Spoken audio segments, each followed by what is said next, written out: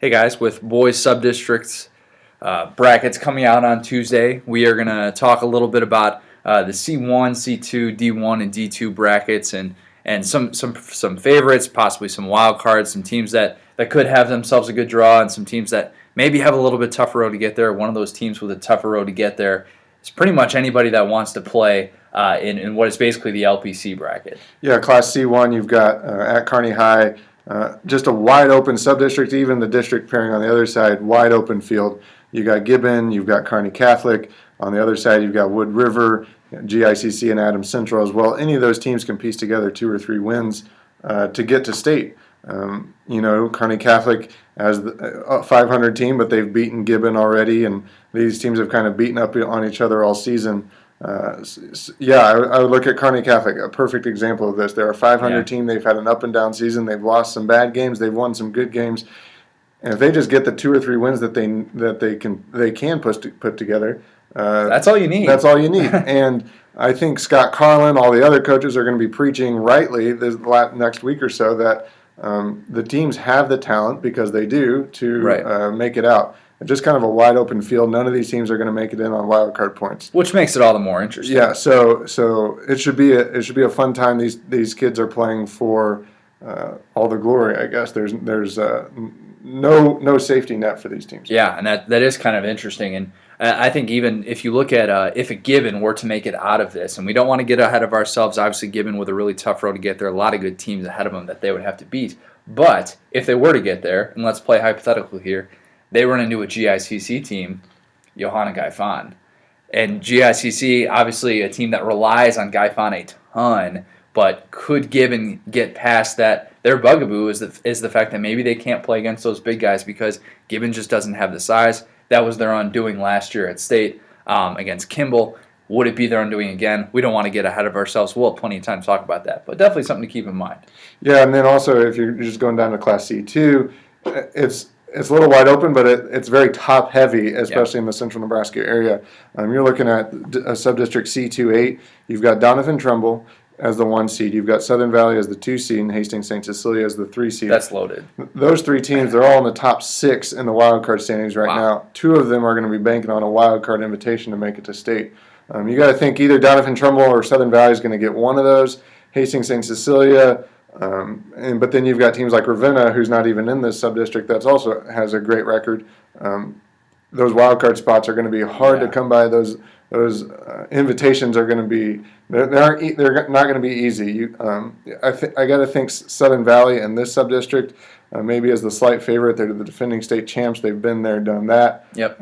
But who knows? It was wide open. Ravenna. They better win. I don't know if they'll get that wild card invite. They should. They're the favorite in their sub-district. They've got the kind of well-rounded talent, the team that can do it. One thing that I was thinking about is their freshman point guard, Jake Techmeyer. Yeah. Proven himself this season. A great point guard, one of the best in the area. But can he handle the postseason pressure? That's tough for any player, much less a freshman.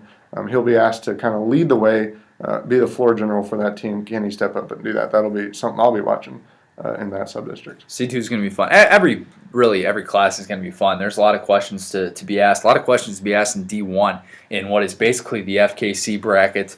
You look at D1-9, and D1-9, man, that is just loaded. You have a bunny game of Wilcox, Hildreth, and Axtell. Those are 2 really good teams. 2 teams definitely capable of making some noise. And like we talked about earlier, wouldn't be surprised if either of those teams made a run to state and were able to get past, obviously, some good teams sitting atop that bracket with Elm Creek, with Overton, and of course with Amherst. And we could be looking at another Elm Creek-Overton showdown. We don't want to get ahead of ourselves, but if that were on the horizon, that would be the 3rd time those teams would be facing each other. Elm Creek, of course, has had the advantage in 2 of those meetings, but Overton could be in an interesting position given the fact that they are number 5 right now in the wild card points, and Elm Creek already basically has their tickets punched at number 3. We don't want to say that for sure, but it's very likely. Overton, maybe they get a wild card. They could really help themselves out if they're able to get a win this Friday against Gibbon. And then if they were able to get another first-round win, obviously they would have to be in a position to get that wild card. But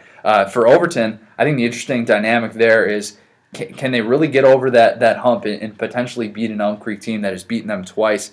We talk all the time about what these kids are capable of when they're playing their style of basketball and playing well, but it's just going to be a matter of whether or not they can string together for 8 quarters and make that run, because they talked about in the beginning of the season. They said we're not going out of here without a state championship. That's their goal, and that's still what's on their mind. So D19 can have a lot of interesting things to shake out. Like I said, would not be surprised with any given results. So, But if the girls' side was any indication, I bet Elm Creek and Overton will find a way to play each other. that's true. Seriously, I mean, the FKC title games both were decided between Elm Creek and Overton. Definitely could be the same exact thing in the Subdistrict. So moving along, we'll look at D2. D2 Bertrand in D2-8. Bertrand is the number 1 seed. You got Elwood in there. You have SEM, Eustis Farnham, and Loomis. And Bertrand, the top seed after a 6-0 start. Been a little bit tougher second half of the season for them, and they're coming off of a loss to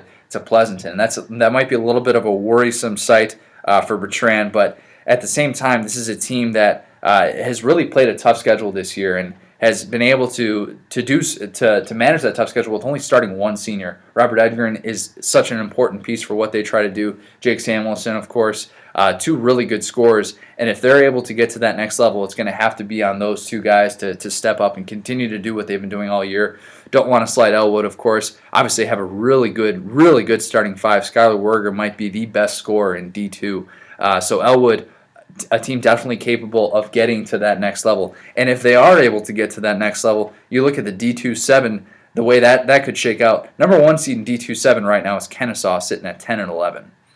Not exactly a perennial favorite to make it to state. You wouldn't necessarily say any of those teams had their tickets bought. Yeah, favorable draw. That you got to think that one of those teams, that Bertrand, Elwood, has a good route to the state tournament. Yeah, they could be in some really good shape here. Bertrand would love to get there. That would be such a great accomplishment for that school, that program, and that's what everybody's trying to do right now. I think that's the fun part about this time of year, is that we can sit here and look at the brackets all day, but at the end of the day, it's decided by games. It's decided by teams having big moments and maybe playing a little bit bigger and rising to the occasion. So it should be fun to see.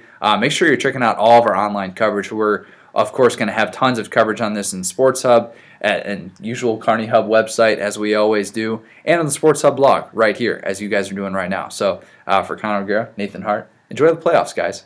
We'll see you next week.